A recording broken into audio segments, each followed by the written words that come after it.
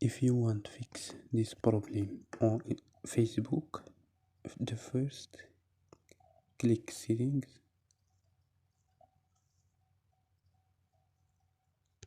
and click apps and notifications.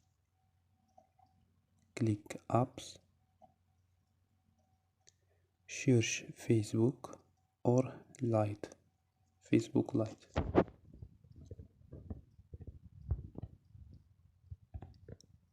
and click storage.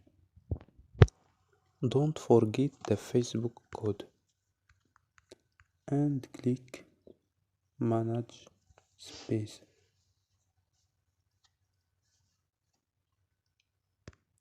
After click OK or click delete data.